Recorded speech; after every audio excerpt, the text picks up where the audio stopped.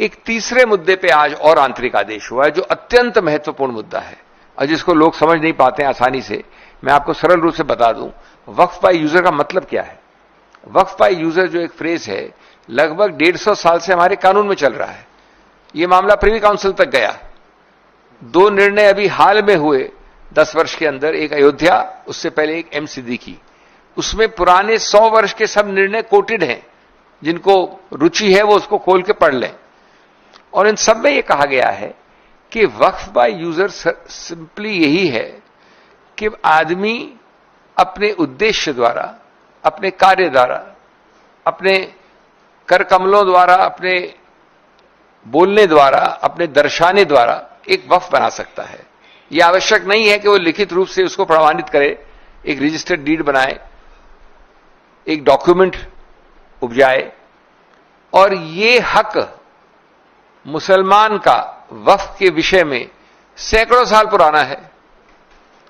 अब इस संदर्भ में इसमें एक प्रावधान था हमेशा 100 साल से, 1913, 1923, 1995, 2013 में 3R एक प्रोविजन, 3R, जिसमें वक्फ बाय यूजर को देखा गया था, संज्ञान लिया गया था, उसको माना गया था, उसके अस्तित्व को, जो कि 100 साल पुराना केस लॉ में है।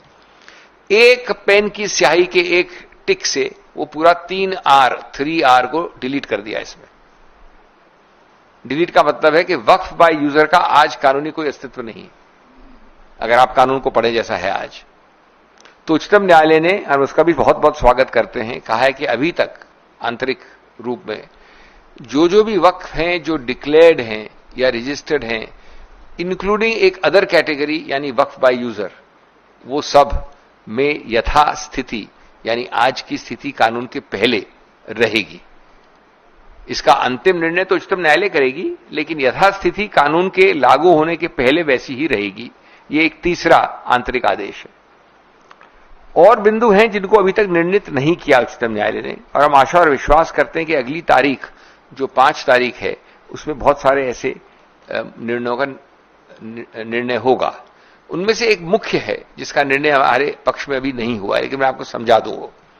वो है 3 प्रावधान 3C, उसका सब क्लॉज 1, 2 एंड प्रोवाइजो, और साथ साथ 36 और सब क्लॉज 7A और 10। ये बड़ी अजीबोगरीब चीज कहता है जो हम अगली बार पक्ष रखेंगे उच्चतम न्यायालय के सामने। अभी हमने दलील की, उसमें ऑर्डर नहीं हुआ है। ये बड़ा रोचक पक्ष है। क्या है? मैं किसी कारण से, द्वेष से, प्यार से, गुस्से में, कैसे भी इनके बारे में और इनके वक्फ बारे में आरोप कर देता हूं। एक बड़ी विस्तार से एक चिट्ठी लिख के कलेक्टर को भेज देता हूं।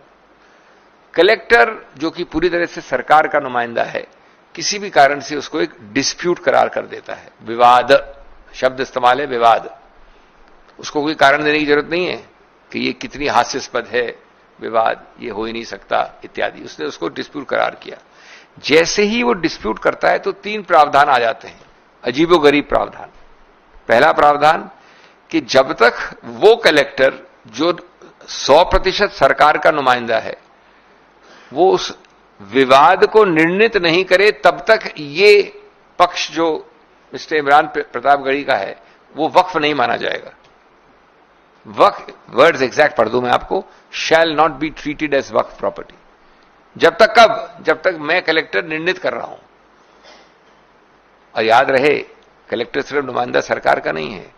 बहुत सारे ऐसे विवाद हैं जहां पर सरकार ने ही वक्फ की जमीन पे इंक्रोचमेंट कर दिया है। इनका कहना है कि आप मेरी जमीन पे बैठे हो, उसी को विवाद बना के तब तक ये कंप्लेनेंट है, तो भी इन्हीं के विवाद के आधार पे इन्हीं की वक्फ प्रॉपर्टी नहीं में रहेगी जब तक विवाद नहीं निर्णित होगा। ये आपको विश्वास है तो आप उठा के पढ़ लीजिए। इसमें 3C कैपिटल 2 ब्रैकेट प्रोवाइजो। अब इसके 2 और परिणाम हैं। दूसरा परिणाम है कि अगर आप विवाद के अंदर हो तो अगर चाहे भी मिस्टर प्रतापगढ़ी तो भी जाकर इसको रजिस्टर नहीं करवा सकते, क्योंकि विवादित है। तो रजिस्ट्रेशन प्रतिबंधित है। जो ये एक्ट चाहता है कि रजिस्टर हो, लेकिन साथ साथ दूसरे आवाज में कहता है कि जब तक ये विवाद तब तक रजिस्टर नहीं कर सकते, कोई रजिस्टर करेगा नहीं। और तीसरा, जब तक आप रजिस्टर नहीं करेंगे तो आप किसी कोर्ट कचहरी नहीं जा सकते। यह है 36(7A)(10), दो है प्रावधान। अब देखिए ये चक्रव्यूह जो बनाया है, ये पूरा चक्रव्यूह है। इस चक्रव्यूह में बड़े से बड़ा योद्धा अभिमन्यु भी नहीं निकल सकता पहले तो। और उससे ऊपर मजाकिया है कि कलेक्टर को कोई समय सीमा नहीं जब तक विवाद निर्णित करे, तो इनके बच्चे और पोते भी उसको विवाद में तब तक वो वक्फ नहीं रहेगा, और विवाद का वक्फ नहीं रहेगा तो रजिस्टर नहीं होगा, रजिस्टर नहीं होगा तो कोर्ट नहीं जा सकते। तो ये प्रावधान हम बड़े मजबूती से रखने वाले हैं कोर्ट के सामने। और प्रावधान है जिनका मैं अभी आपको लिमिटेशन का और एंशिएंट मॉन्यूमेंट्स एक्ट का, उसके बारे में आपको ट्रबल नहीं करूंगा, लेकिन मैं सिर्फ मेरा अभिप्राय, मेरा उद्देश्य एक ही था, ये बताना कि ये एक बहुत सब्सटेंटिव, मजबूत, तथ्यों पर आधारित, कानून के महत्वपूर्ण तर्कों पर आधारित एक याचिकाएं हैं, कई सारी याचिकाएं हैं। ये कोई ऐसा नहीं है कि किसी के स्वप्न लोक से इजाद हुआ कोई एक फ्रिवलस, फॉल्स, वेक्सेशियस तरह का याचिका है। और ये मुद्दे गंभीर हैं। जैसा मैंने कहा, 3 मुद्दों पे जो आंतरिक आदेश हुआ उसको हम स्वागत करते हैं। हम मानते हैं कि ये कानून ये विडंबना बनाता है, जैसा मैंने अपनी संसद की भाषण में कहा था कि मिट्टी मेरी, मकान मेरा, इबादत मेरी, निशान मेरा। मिट्टी मेरी, मकान मेरा, इबादत मेरी, निशान मेरा, फिर भी कहते हैं सबूत दे कि हक है तेरा। तो ये जो विपरीत रूप से ये बदलता है पूरा सिस्टम, ये बहुत आपत्तिजनक है। दोस्तों, मैं सिर्फ कहना चाहूंगा कि we are not here to defend just one community. Don't treat it as a community specific issue. We are here to defend a constitutional principal.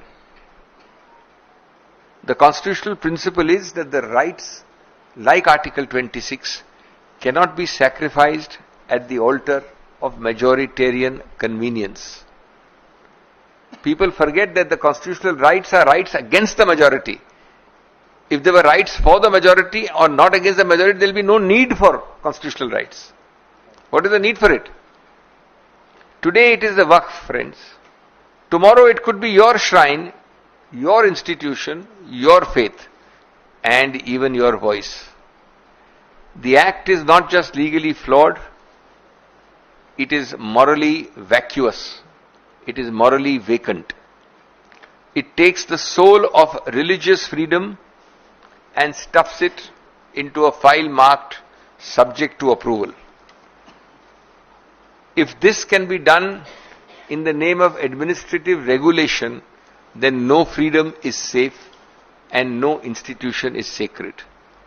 This is not the future which our framers envisioned, and it is not the future which the Congress party will allow, subject to the court orders. ये सिर्फ मामले को मुसलमान या अल्पसंख्यक की नजर से देखना सही नहीं होगा। ये मामला निश्चित रूप से उनके संबंध का है, लेकिन ये संविधान की आत्मा का सवाल है सर्वोपरि रूप से। अगर आज एक समुदाय के धार्मिक संस्थानों पर कब्जा हो सकता है, तो कल हर अल्पसंख्यक संस्था खतरे में होगी।